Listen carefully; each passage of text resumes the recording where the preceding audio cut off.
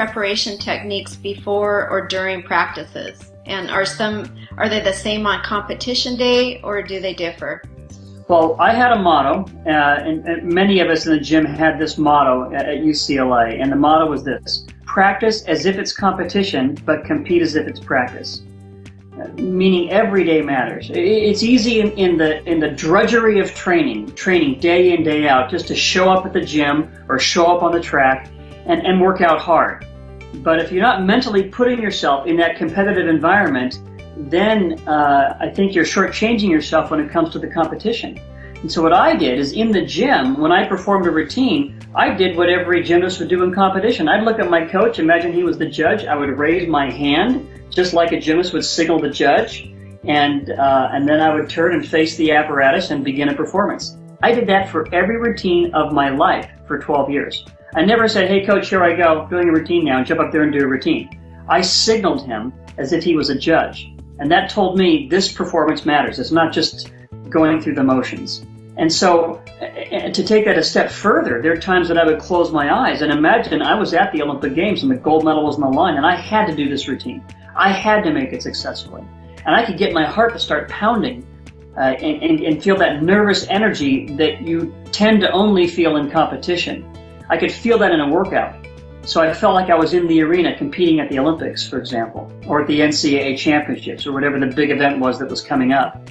And then when I got to the actual event, the Olympics, or the NCAA championships, or the World Championships, instead I would do the opposite. I would try to imagine I was back at the gym in a workout with just a few people watching me. And so practice like it's competition, but compete like it's practice, to kind of get the emotions to balance out. Because you're up here emotionally in a competitive environment with the crowd watching you when you know there's something important on the line. In the workout, you tend to be down here because, it doesn't really matter that day in the gym. But if you can somehow bring your emotional level up in workout, and when you get to competition, somehow bring that level down a little bit so you're more comfortable, then you tend to approach the same environment or the same feelings that you have. Now you're in familiar territory. You know how to handle it in that situation. And you don't freak out because you got a million people watching you on television. Instead, you think, no, I'm just back at the gym. I know how to do this. And so that's what I would do mentally to prepare and to compete when it really mattered. Very nice. I've always heard the first part, but I've never heard the second part when you're actually at competition, to imagine you're back at practice. Great advice.